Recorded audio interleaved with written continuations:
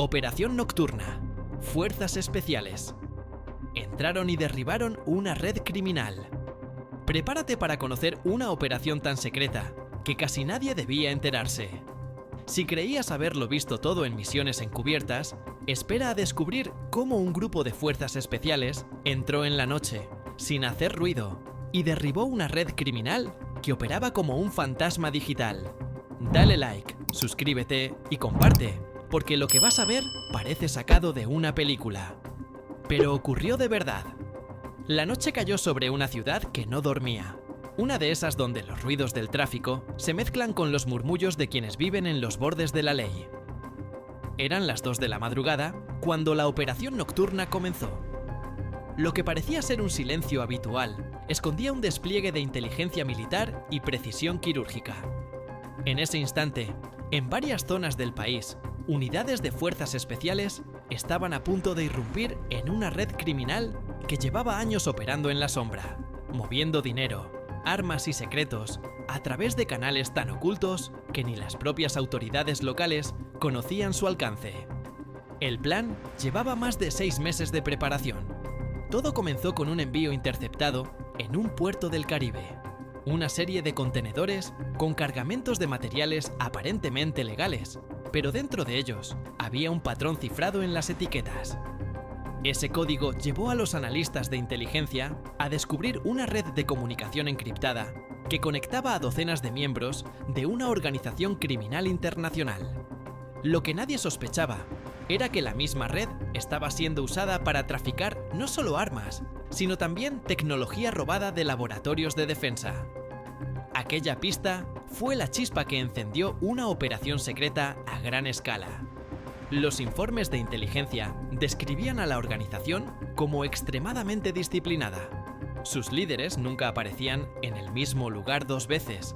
Las reuniones eran breves y siempre bajo la apariencia de negocios legales. En los meses previos, los agentes habían infiltrado drones miniatura en zonas donde los satélites no podían captar señal. Esos drones, del tamaño de una mano, se movían entre techos y cables, grabando movimientos, rostros y matrículas. Las imágenes, analizadas cuadro a cuadro, revelaron una secuencia de eventos que llevó a identificar a los principales cabecillas: 3 hombres y una mujer, cada uno encargado de un eslabón del negocio: armas, drogas, lavado y seguridad. La operación fue dividida en 3 fases. La primera, llamada Sombras, consistía en el seguimiento y aislamiento de los objetivos sin ser detectados. La segunda, Ceniza, preveía la intervención directa con unidades especiales. Y la tercera, Eco, sería la fase de extracción y aseguramiento de pruebas digitales y físicas. Cada movimiento debía realizarse en sincronía, con un margen de error de menos de 5 segundos. Si alguno de los equipos fallaba, toda la operación podría venirse abajo. Las fuerzas especiales seleccionadas para el operativo pertenecían a una unidad de élite entrenada para combate urbano nocturno. Cada uno de sus miembros había pasado años en misiones en el extranjero, desde operaciones antiterroristas hasta rescates en territorio hostil. Esa noche, sus rostros estaban cubiertos por visores térmicos y máscaras de comunicación cifrada. Ningún nombre, ningún rango, solo códigos de identificación. A las 2:05, los equipos se posicionaron. Los helicópteros se mantuvieron fuera del radar, a baja altitud, mientras los drones sobrevolaban en silencio sobre los techos. El comando central monitoreaba todo desde un búnker a más de 150 kilómetros de distancia. El primer objetivo era una casa aparentemente abandonada en las afueras. A simple vista, nadie diría que dentro funcionaba el centro de distribución de información del grupo. Las ventanas estaban cubiertas con láminas térmicas y las puertas reforzadas con acero industrial. A las 2:17, un pequeño artefacto electromagnético fue colocado en la entrada principal. En cuestión de segundos, las cerraduras electrónicas se apagaron. Un silencio absoluto. Luego, una explosión controlada rompió la puerta sin alertar a los vecinos. Los agentes entraron en formación y en menos de 1 minuto neutralizaron a 5 individuos armados. En una de las habitaciones encontraron servidores ocultos tras una pared falsa. Cada uno almacenaba terabytes de datos cifrados, contratos, nombres, rutas y transferencias internacionales. Era el corazón digital de la red. Simultáneamente, a varios kilómetros, otro equipo irrumpía en un edificio de oficinas en el centro financiero. Era allí donde se lavaba el dinero. Usaban empresas fantasmas, movimientos de criptomonedas y cuentas en paraísos fiscales. En el piso número 7, los agentes capturaron al principal contador de la organización, un hombre que llevaba más de 10 años ocultando millones bajo estructuras legales impecables. En su computadora, encontraron un acceso remoto a un servidor extranjero, con registros que vinculaban a políticos y empresarios con la red. Aquello no era solo un golpe contra el crimen, era el descubrimiento de una conexión entre el poder y las sombras. El tercer grupo de fuerzas especiales tenía la tarea más peligrosa: capturar al líder principal, conocido por el alias de El Arquitecto. Nadie conocía su verdadero nombre, solo se sabía que había sido ingeniero en un proyecto militar años atrás y que usaba ese conocimiento para crear sistemas de cifrado imposibles de rastrear. Vivía en una finca aislada, rodeada por más de 3 anillos de seguridad, cámaras, sensores térmicos y perros entrenados para detectar intrusos. A las 2:38, los agentes iniciaron el acercamiento. Los francotiradores en posiciones elevadas confirmaron la presencia de al menos una docena de guardias armados. Con precisión milimétrica, cada punto de vigilancia fue neutralizado sin que nadie diera la alarma. ¿Te imaginas el nivel de precisión que se necesita para coordinar docenas de agentes en plena oscuridad, con segundos de margen y sin ser detectados? Si esta historia ya te tiene al borde del asiento, dale like, suscríbete y comparte, porque lo más impactante de la operación aún está por revelarse. Y lo que viene te va a dejar sin aliento. Cuando el equipo principal ingresó a la casa, encontró una red de túneles subterráneos. Todo estaba diseñado para una posible huida. En uno de los pasillos, hallaron un sistema de ventilación recién abierto. Alguien había escapado segundos antes.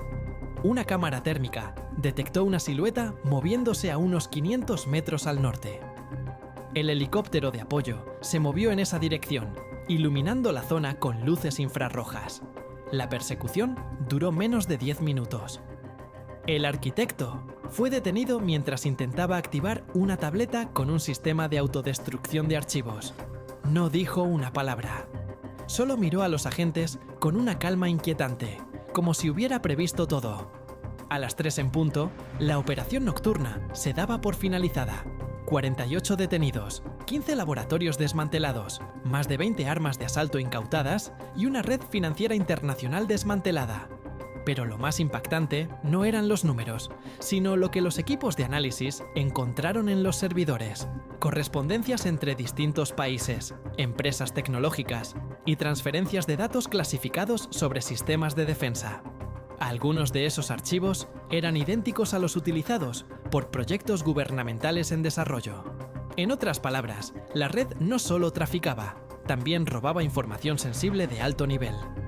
En los días siguientes, los medios hablaron del operativo con términos genéricos: acción coordinada, gran golpe al crimen organizado, éxito táctico. Pero nadie mencionó los detalles ni la magnitud real de lo que se había descubierto. Los analistas que revisaban los archivos encriptados confirmaron algo inesperado. La red tenía vínculos con exagentes de inteligencia de distintos países, algunos ya retirados, otros aún en funciones. Usaban un protocolo de comunicación cifrada basado en una versión modificada de una tecnología de blockchain que les permitía enviar datos en fragmentos irreconocibles, imposibles de rastrear, hasta ser ensamblados nuevamente en el destino. Era una estructura diseñada para durar décadas sin ser descubierta. Los interrogatorios fueron igual de sorprendentes. Algunos de los capturados confesaron haber trabajado como intermediarios sin conocer la magnitud de la organización. Otros aseguraron que simplemente seguían órdenes. Sin embargo, las declaraciones cruzadas revelaron que todo se sostenía en un sistema de miedo y recompensa. Quien obedecía recibía beneficios, quien hablaba desaparecía. Una lógica tan vieja como el crimen mismo, pero con métodos del siglo XXI. La información extraída del operativo llevó a nuevas investigaciones internacionales. Interpol y Europol se involucraron, y pronto se descubrió que la red tenía ramificaciones en al menos 14 países.